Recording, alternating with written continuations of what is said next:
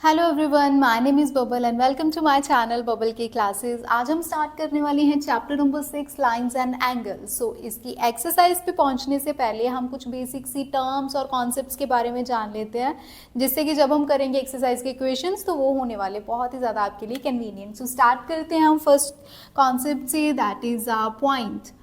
So basically किसी भी surface पे अगर मैं बात करूँ इस बोर्ड पे, अगर मैंने एक टाइनी सा मार्क लगा दिया और उसको मैंने रिप्रेजेंट कर दिया है कैपिटल ए से, so this tiny mark is called a point. अगर हम मैथमेटिकल 2D डायग्राम्स की बात करते हैं, अगर मैं बात करती हूँ एक रेक्टेंगल की, तो उसमें मुझे गिवन होती है उसकी लेंथ और कुछ ना कुछ उसकी डेफिनेट ब्रेथ गिवन होती है।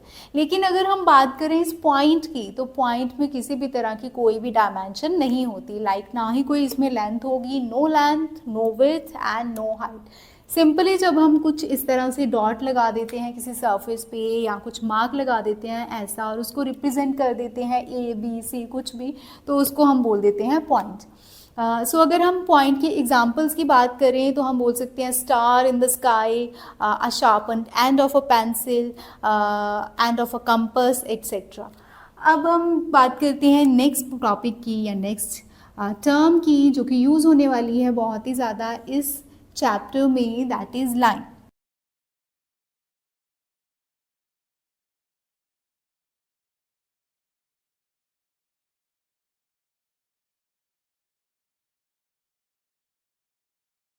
So definition says that line is a collection of points in a straight path which goes endlessly in both directions. So definition कहती है कि जो line है वो बहुत ही सारे point से मिलके बनी है जो कि एक straight path में हो। उनके लिए condition है कि वो straight path में होनी चाहिए and goes endlessly in both direction.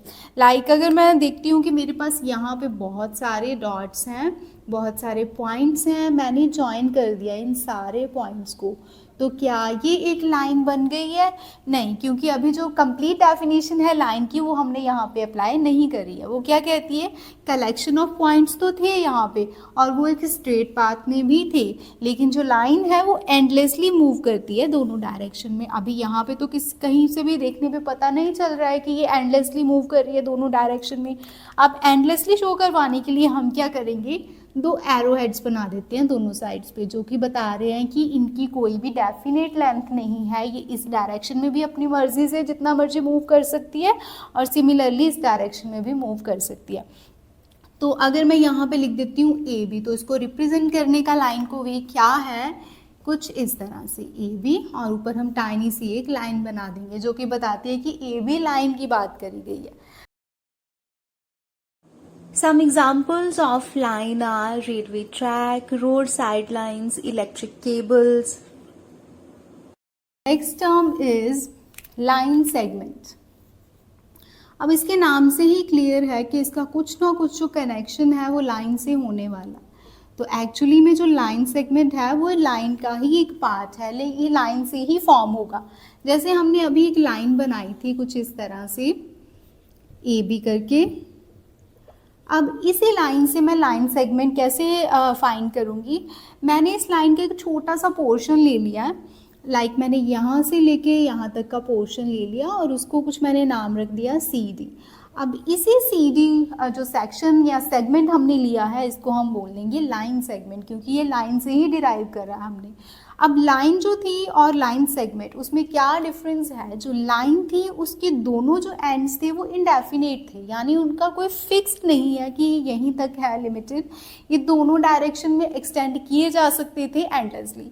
लेकिन जो लाइन सेगमेंट है उसके दोनों पॉइंट्स जो हैं वो फिक्स्ड हैं, उसको ना ही हम कम कर सकते हैं और ना ही अपनी मर्जी से ज़्यादा कर सकते हैं। तो जो लाइन थी उसकी कोई फिक्स्ड लेंथ नहीं थी, लेकिन जो लाइन सेगमेंट है उसकी फिक्स्ड लेंथ है। Some examples of line segment are your geometrical tools like pencil, scale, notebook edge, etc. Now next term is ray. अभी हमने बात करी लाइन सेगमेंट की जिसमें दोनों पॉइंट जो थे वो फिक्स थे।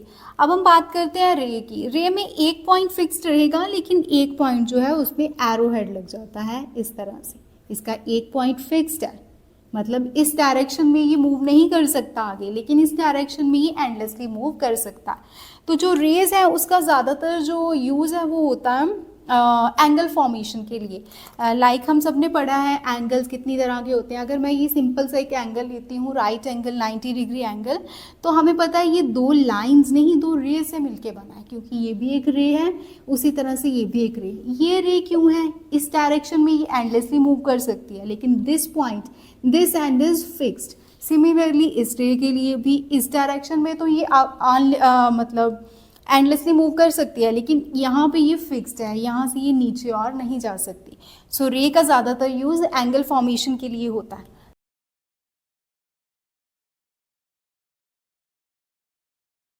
सो आई होप ये सारे कॉन्सेप्ट्स, ये चारों के चारों चीज़ें आपको समझ में आ गई होंगी। अब जो नेक्स्ट वीडियो है उसमें हम कवर करने वाले हैं सभी तरह के angles, like vertically opposite angle, alternative angle, exterior, interior, supplementary, composite, etcetera. So thank you for watching.